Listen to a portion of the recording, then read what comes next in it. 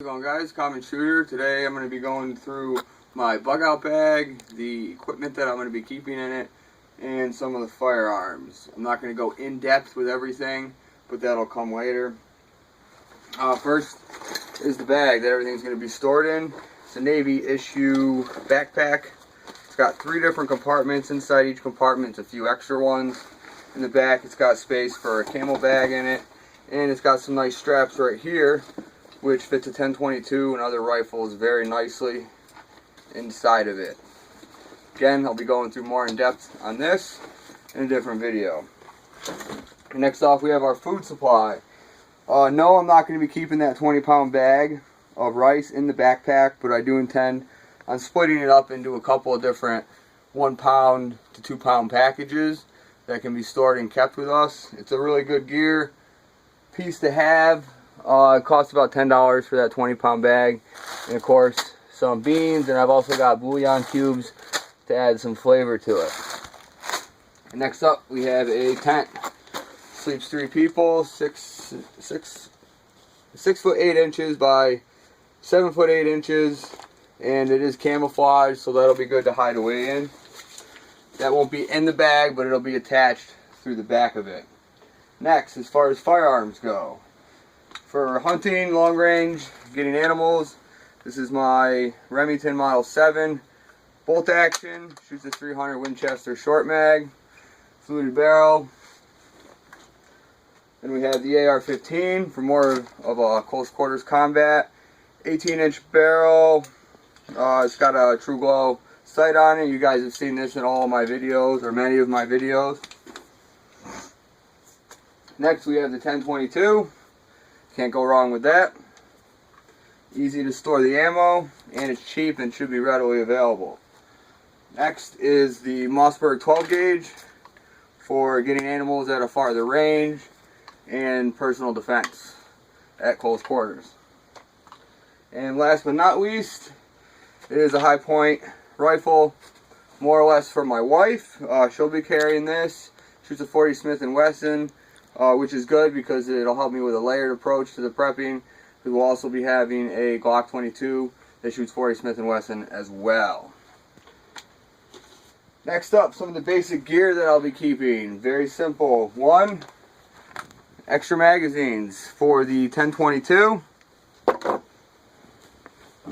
Extra magazines for the AR. Yes, I know these are only 10-round magazines, but they are New York legal.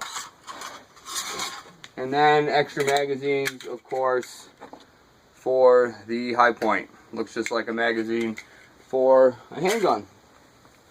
And what is really nice about this pouch, or this pack, is that with these straps right here that go around your waist, easily fits several magazines right inside of it. So they'll be right around my waist, readily available and easy for the taking, for myself anyways. Next up in the gear list, one thing I think is my biggest prep is Firestarters. This here is not a twin size bed sheet. It is actually a bag of lint taken right out of the dryer. Really simple, it's nice and dry, makes for a good fire starter. It's in, not waterproof, but pretty much waterproof bag right there. And of course, to go along with that, fire starter flint,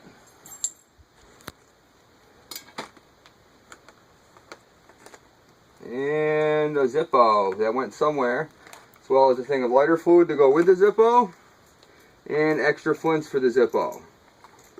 Now you're saying, why do you need a fire starter if you have a Zippo? Well, a Zippo might not always work.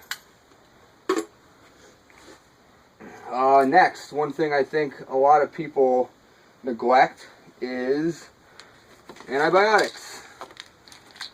Left over from different ailments that we've had throughout the time. I've got Cipro, which I hear is very good, and an amoxicillin. Of course, got to have a first aid kit. Everybody's got to have a first aid kit in their bug out. To go along with the first aid kit, we've got extra wraps, latex-free powdered exam gloves, and extra sponges of the various sizes.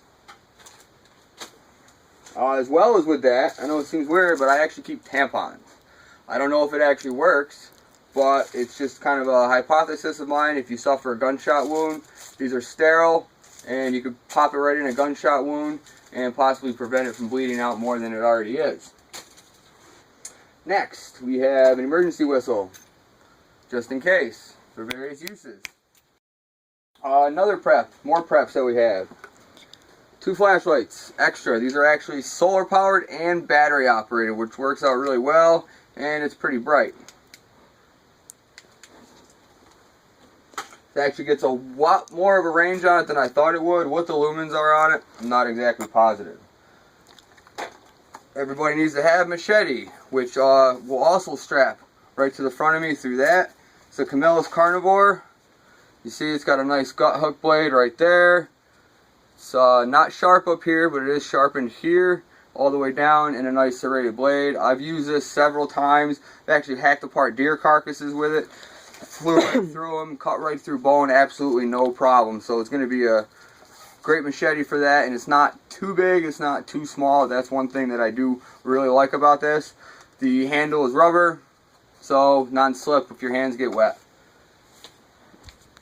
Next off, we have nail clippers. Don't want to stab yourself with a knife, you got to clip your nails, but that's actually not what this is for. This goes along with some fishing gear. Really nice to cut line with, and anything else you could really use it for. Not positive what else I would use it for, but in a survival situation, you could use it for anything at that point in time.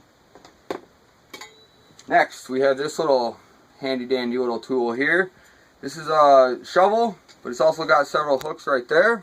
Along with that comes a added blade right here. I've actually sharpened that all the way around, so we've got edges here and we've got edges down here. When I first got this, it was actually almost a flat tip on it, which didn't really prove to be too useful, so I sharpened that right up. Also, inside of this comes a saw blade right there. That's not the saw blade, that's a knife with some extra hooks right there. And inside here would be the saw blade. So that'll be good. And any gotta trim out trees, do anything like that, that'll come in handy. This is one prep that was really inexpensive for what it was worth. The material's not that great, and like I said, I actually had to sharpen the edges on the machete part of it, but it's held up pretty well. And a lot of my preps that I have for outdoors, I've actually left outside on purpose for several days in the rain to see how they would hold up. Now that being said, this right here was a great little radio when I got it. It has weather band on it, AM, FM. It also has a flashlight on it, and it's solar powered.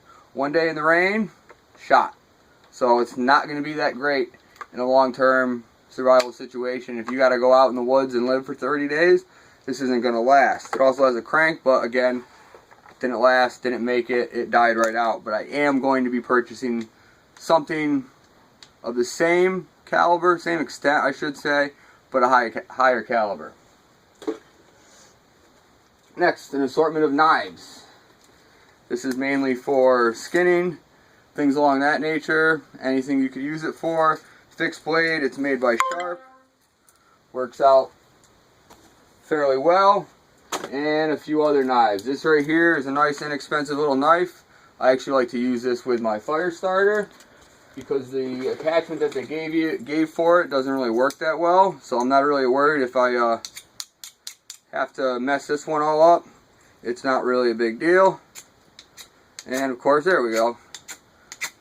Works out pretty well. Next off in the knives, I've got this right here. This is just a side carry. This is a Charade, however you guys want to pronounce it. That works out fairly well. It's pretty sturdy and durable. And this right here is actually what I use for hunting. It's got mixed blades on it, a gut hook, saw blade, which works great for actually cutting through rabbit heads and the backbone on them, and of course a fixed blade that I also use for gutting. And you can't forget the Swiss Army knife. The end all of end all knives right there, multi-purpose, tons of attachments, corkscrews, scissors, different size knives, screwdriver attachments. Everybody knows about those. Of course, got to have a compass in everybody's bag. Know which direction you're heading so you know how to get back to wherever you came from. Commonly overlooked items. Socks. Your feet get wet, they get cold, you're done for. I know when I'm hunting, when I'm out in the woods for more than a few hours, once my feet get cold and wet, I'm done. I am out of there. Always good to have backup. And next, camouflage rainwear, poncho. Always good to try to keep dry if you can. If you can't get your tent deployed quick enough, if it's in the dark, it would also work good for a, what do they call it? One of those tents you can just make. You can tear that up, throw it over a couple of tree branches, and make yourself a nice little shelter. Emergency blanket, just in case. Very good item to have. Extra gloves. These are actually heat gloves. They're not meant to keep you warm, but they're useful if you're having a campfire where you've got all steel, all metal cookware. It'll help you from not burning your hands. Those are actually restaurant things that I've taken over the years. Next, lube. Firearms lube. Solvent. And a cleaning kit. Now this cleaning kit in particular is not something that I'd be keeping in my bag, but I do plan on getting a smaller one.